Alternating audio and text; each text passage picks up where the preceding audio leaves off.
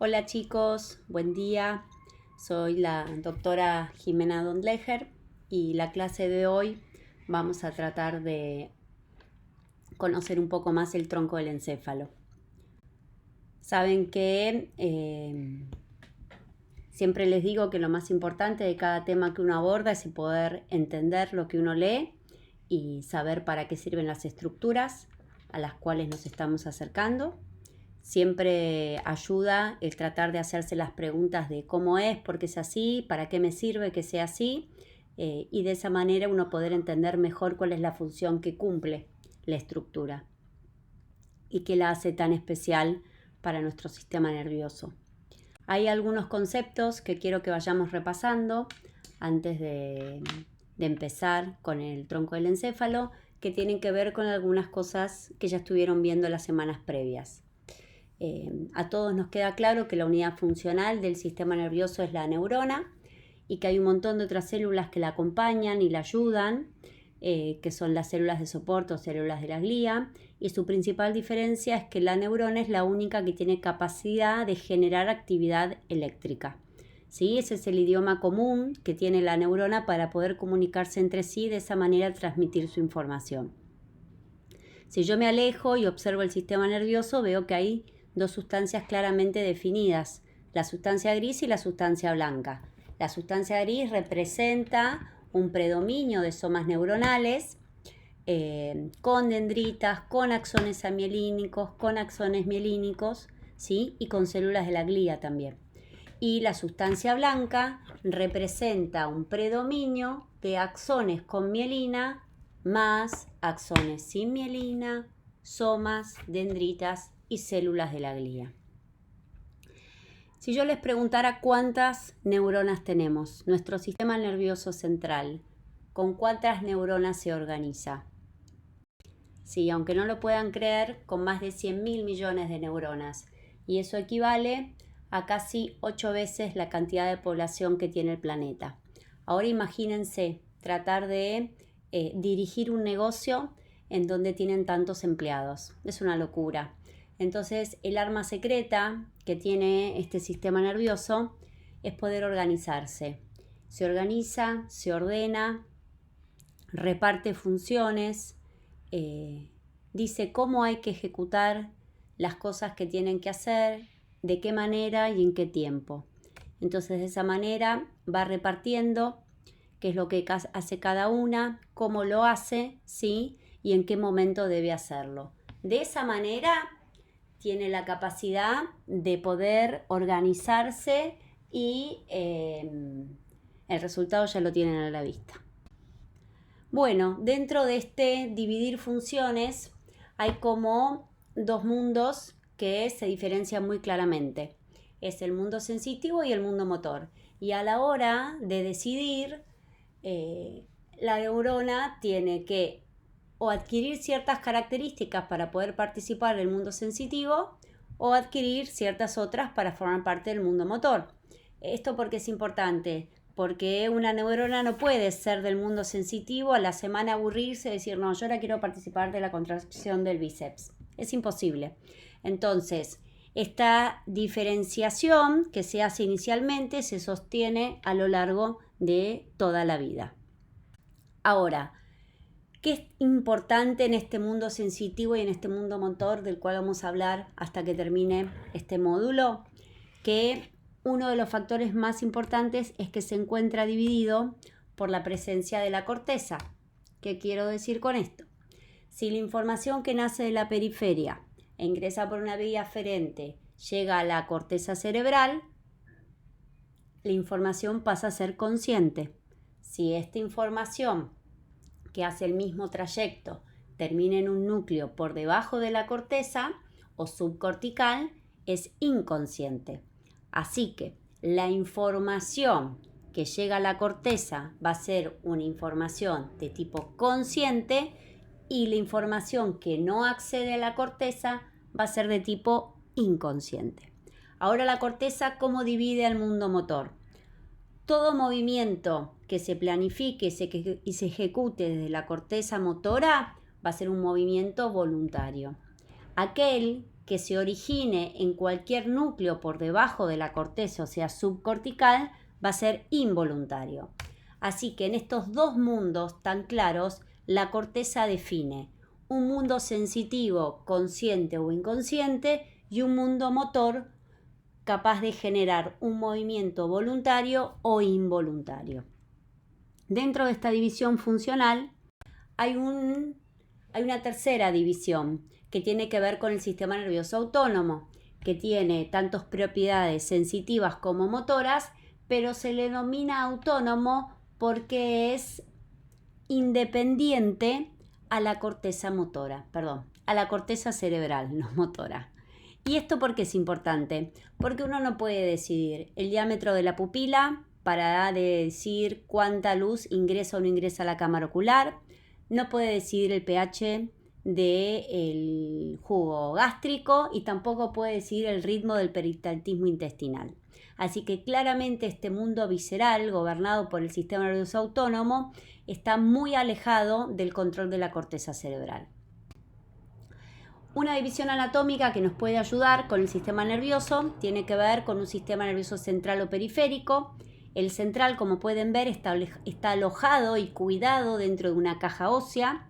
Todo lo que son hemisferios cerebrales, tronco del encéfalo y diencéfalo se aloja dentro de la cavidad craneana y la médula espinal lo hace dentro del conducto raquídeo. No obstante, siendo extremadamente protegidos por esta caja ósea, tienen una segunda protección, que es la barrera hematoencefálica. Esta barrera actúa de checkpoint, controlando cada sustancia, molécula que quiere ingresar al sistema nervioso y de esa manera evitar noxas que puedan provenir de la sangre. Este sistema nervioso central obviamente tiene cada sector distintas funciones, pero también tiene distintas jerarquías, y esto es importante entenderlo porque a medida que ascendemos hay estructuras que tienen capacidad de influenciar estructuras inferiores. Las fibras blancas se van a organizar en haces ascendentes y descendentes, y la sustancia gris se va a organizar en núcleos y en corteza. El sistema nervioso periférico obviamente no está protegido ni por la caja ósea ni por la barrera hematoencefálica y tiene como principal función acceder a las vísceras, a los músculos, a las articulaciones, ¿sí? Y ser el intermediario entre el sistema nervioso central y el órgano efector. O ser el intermediario para poder recibir también la información generada en el exterior. Ahora, ¿cómo se organiza? En la sustancia gris se organiza en ganglios y la sustancia blanca se organiza fundamentalmente en nervios periféricos. Los que nacen del raquis van a ser nervios raquídeos y los que nazcan de la cavidad craneana van a ser los nervios craneales. Bien, último tema visto, que fue la médula espinal. Quiero que quede claro que es la conexión más importante que tiene el cuerpo con el sistema nervioso central y es la parte del sistema nervioso central destinada a gobernar del cuello para abajo, ¿sí? Acá vemos sus 4 funciones esenciales. Así que la pregunta que nos compete a nosotros es si la médula se encarga del cuello para abajo, ¿quién se encarga de la extremidad cefálica y de todos los órganos que se alojan en el macizo facial? Correcto, el tronco del encéfalo. El tronco del encéfalo es una estructura superior a la médula, que ahora vamos a ver cómo se divide, que tiene muchas funciones de integración, desde control de la regulación de la presión arterial, del ritmo y la frecuencia respiratoria, hasta ser el lugar donde se aloja el origen real y aparente de los pares craneales, que son el equivalente, habíamos dicho, a los nervios raquídeos, pero naciendo estos de la cavidad craneal, y permite el paso de un montón de fibras, ¿sí? Ascendentes y descendentes a los distintos niveles del neuroeje. Bien, ¿cómo le van a ser los límites de este tronco encefálico? Vamos a tener en esta imagen o vista frontal un límite inferior que me va a marcar la separación con la médula espinal, que va a ser la decusación de las pirámides, un límite superior que lo divide el diencéfalo Y acá aclaro que hay algunos autores que al diencéfalo lo incluyen dentro del tronco encefálico, nosotros no lo vamos a hacer. Este límite superior es una línea imaginaria que pasa por el borde inferior o caudal de los cuerpos mamilares. Y acá lo vemos, ¿sí? El mesencéfalo, protuberancia y bulbo raquídeo. ¿Cómo divido el bulbo de la protuberancia? Por la unión bulbo-protuberancial y la protuberancia del mesencéfalo por la unión pontomesencefálica. En este esquema, con una vista ventral, vemos los distintos niveles del tronco encefálico, mesencéfalo, protuberancia y bulbo, y vamos a empezar a reconocer algunas de las características. Surco medio anterior, fíjense, hacia inferior se borra, ¿sí? Se hace menos definido porque marca la presencia de la decusación de las fibras de la piramidal. Hacia arriba termina en el surco bulbo-protuberancial y nos permite reconocer dos estructuras que protuyen. La más medial son las pirámides vulvares y lateral a esta, la oliva. La oliva es importante porque hacia adelante nos da el surco preolivar y detrás de la misma el surco retroolivar. Hacia arriba, en relación a la protuberancia, vemos un surco medio no tan profundo, tampoco tan definido, que es una depresión suave en la línea media, que se llama surco basilar porque permite el paso de la arteria basilar. Y hacia los lados los rodetes piramidales. Superiormente, la separación de la protuberancia del mesencéfalo por el surco pontomesencefálico y estos dos haces de fibra blanca, que es el pie de los pedúnculos cerebrales, cuya cavidad que queda entre ambos, conocida como fosa interpeduncular. Acá vemos una vista lateral de el tronco encefálico y vamos a tratar de reconocer las estructuras recién mencionadas. Vamos a ver surco bulbo pontino, divido bulbo de protuberancia, surco medio anterior, ¿sí? Es claro, y hacia abajo se me borra, ¿sí? Por la decusación de las pirámides. Puedo ver claramente una protusión lateral con forma de aceituna o oliva, ¿sí? Que me va a marcar hacia adelante el surco preolivar y hacia atrás el retroolivar. Y medial a este, las pirámides vulvares. Hacia arriba en la protuberancia veo esta depresión central suave, que es el surco basilar, los rodetes hacia los lados y vemos una masa de fibra blanca que se extiende posteriormente formando el pedúnculo cerebeloso medio.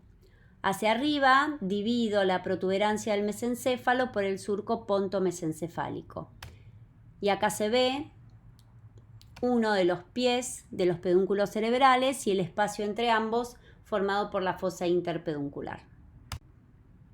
Bueno, tenemos acá una vista dorsal o posterior y vemos una gran cavidad que tiene forma de rombo, que me está hablando de que este conducto central de la médula espinal se abre a la altura superior del bulbo y la protuberancia. ¿Sí? Vamos a ir viendo algunos accidentes y después nos vamos a detener un poco en la fosa romboidal. Entonces, tengo un surco medio posterior, ¿sí? Como pueden ver claramente, y vemos que hay dos protusiones contiguas. La más medial, que es el tubérculo grácil, y lateral a este el tubérculo cuneiforme. Ambos dos representan el núcleo delgado y cuneiforme de la vía sensitiva.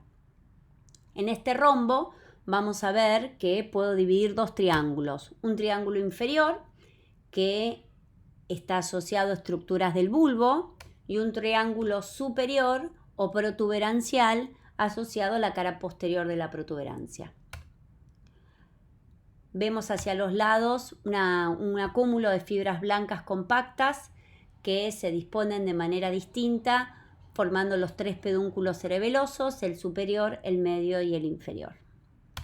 Y hacia arriba vemos la cara posterior del mesencéfalo, en donde se puede evidenciar el colículo inferior, el superior, o tubérculos cuadrigéminos, también llamados así, y cada uno se une al tálamo a través de sus brazos conjuntival, inferior y superior respectivamente. En una vista un poco más cercana, podemos apreciar las distintas protusiones de esta fosa romboidal. Y vamos a ver qué tenemos. Hacia arriba, uniendo los pedúnculos cerebelosos superiores, el velo medular superior. Lateralmente, las fibras que componen los pedúnculos cerebelosos. Hacia abajo vamos a tener el óvex y vamos a tener dos surcos dividiendo longitudinalmente este rombo. El surco medio, posterior, y el surco limitante. Este surco limitante es el que ya habíamos hablado en relación al tubo neural para poder dividir un área motora del área sensitiva. El área motora queda medial al surco limitante y la sensitiva queda lateral a este. También vamos a ver qué protusiones reconocemos. Hacia arriba la eminencia media y el colículo facial, y lateralmente el área vestibular y el locus ceruleus. Esto tiene que ver con la cara posterior de la protuberancia. Tenemos las estrías acústicas que me ayudan dividiendo el área protuberancial la vulvar, y hacia abajo, en relación al bulbo, voy a encontrar el trígono del hipogloso y el trígono del vago. Esto es una vista dorsal de una estructura anatómica, y acá volvemos a ver alguna de los accidentes ya mencionados. Surco medio posterior, tubérculo grácil, tubérculo cuneiforme, colículo superior inferior y sus brazos conjuntivales. Y ahora pasamos al cuarto ventrículo. El cuarto ventrículo, si ustedes ven bien en esta línea punteada, claramente es un aumento del espacio ventricular, ¿sí? Que venía siendo un conducto, ¿sí? Y se abre en forma de rombo, y lo podemos definir o limitar con tres paredes: una pared anterior, ventral o piso, una pared dorsal o techo y sus paredes laterales. Esta cavidad ventricular contiene líquido cefalorraquídeo, está cubierto en gran parte por el cerebelo. Ya dijimos cuáles serán los límites de los cuales vamos a hablar, y vemos que se encuentra comunicado hacia arriba por el acueducto de Silvio y hacia abajo por el conducto central de la médula espinal. Tiene tiene tres recesos, dos recesos laterales o de Luschka y un receso central o de Magendie, que permite que este espacio ventricular se comunique con el espacio subaracnoideo. Bueno, en esta vista posterior volvemos a ver este rombo o piso del cuarto ventrículo, rebatimos el cerebelo y vamos a tratar de volver a marcar las estructuras que vimos recién en la cara dorsal del tronco del encéfalo. Tenemos nuestro rombo, que va a ser un triángulo inferior o vulvar y un triángulo superior o protuberancial. Tenemos un surco medio y un surco limitante. Y tenemos estas estrías medulares. De arriba hacia abajo encontramos la eminencia media, la eminencia facial o el colículo facial, que esto se encuentra posteriormente en la porción del triángulo correspondiente a la protuberancia. Y hacia inferior vamos a encontrar el trígono del hipogloso y el trígono del vago. Estos corresponden al triángulo inferior o vulvar y compartiendo ambos el área vestibular o el área lateral, ¿sí? A este surco limitante. Vemos como límite, ese sería la pared ventral o piso del cuarto ventrículo. Habíamos dicho que tiene también dos paredes laterales conformadas por los pedúnculos cerebelosos. Tenemos el superior, el medio y el inferior, ¿sí? Y por último nos queda la pared dorsal o techo, que va a estar conformada por distintas estructuras. Rostralmente por el velo medular superior, medialmente por la porción cerebelosa, que es la cara ventral del cerebelo, e inferiormente por su porción caudal, que está representada por la tela coroidea inferior. Acá vemos la fosa romboidal en un preparado anatómico, velo medular superior, óvex hacia abajo, pedúnculos cerebelosos como límite lateral. Podemos reconocer el surco medio y el surco limitante, la eminencia media, el colículo facial, las estrías medulares y hacia abajo el trígono del hipogloso, el trígono del vago y el área vestibular como un área lateral. Bueno, acá tenemos la cara anterior del tronco del encéfalo, en donde vemos la emergencia de un montón de nervios periféricos, de los cuales vamos a hablar a continuación. Bueno, el bulbo. Tenemos un límite superior, un límite inferior, tanto de la cara anterior como posterior. Su cara anterior están bien definidos por la decusación de las pirámides hacia abajo y el surco bulbo-protuberancial hacia arriba. En cambio, en su cara posterior dorsal vemos que su límite superior está dado por los pedúnculos cerebelosos medio e inferior, pero su límite inferior no es claro. Hay una continuidad del surco medio posterior, del bulbo y de la médula. Por ende, no hay un límite claro a nivel dorsal. ¿Cuáles son los pares relacionados con el bulbo?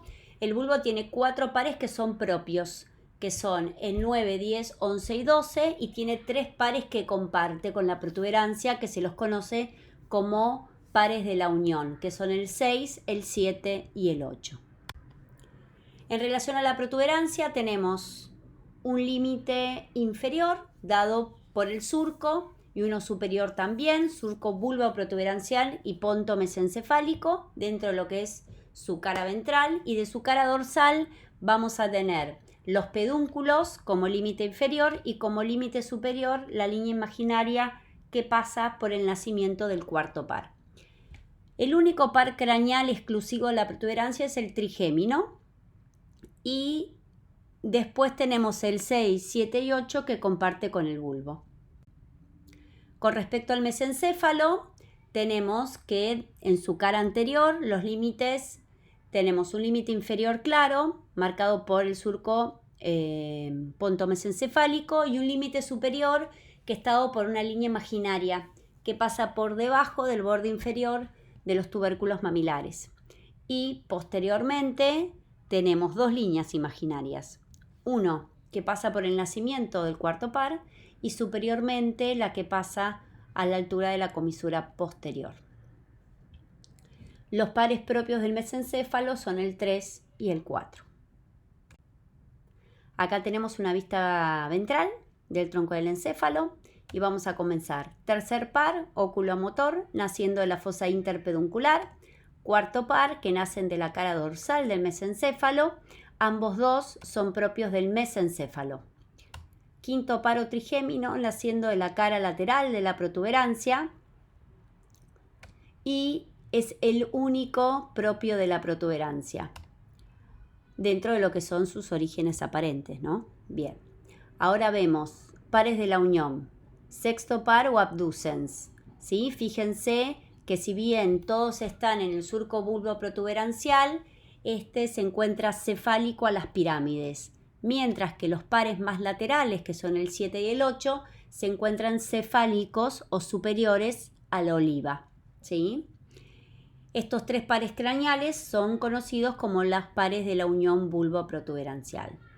Y tenemos, por último, en el bulbo, los pares propios del bulbo. Vamos a ver detenidamente la oliva. Detrás de la oliva de superior e inferior vamos a encontrar glosofaringio, vago y accesorio o espinal.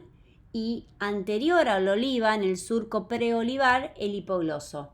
Estos 4 pares craneales son propios del bulbo raquídeo. En esta vista posterior vemos el nacimiento o origen aparente del cuarto par, ¿sí? Que es el único par que nace de la cara posterior del tronco del encéfalo. Acá vemos en los distintos cortes transversales del tronco cómo se puede diferenciar claramente los distintos niveles.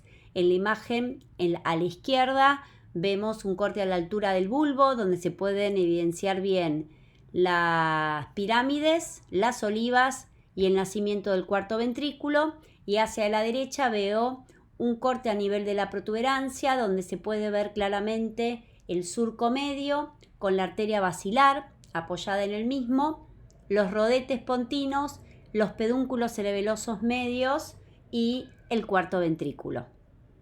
Y en esta imagen se puede visualizar claramente un corte a la altura del mesencéfalo, donde se pueden ver posteriormente los colículos y anteriormente el pie de los pedúnculos cerebrales con la fosa interpeduncular. Bueno, espero que les haya servido esta primer parte del tronco del encéfalo para ver algunas de las características de su configuración externa y cómo se organiza. Vayan anotando las preguntas para la clase que viene, así las discutimos. Ya les dejo algo de la bibliografía si ustedes quieren investigar más o sacarse alguna duda con estos otros libros. Bueno, espero que sigan todo bien y buena semana. Hasta la próxima.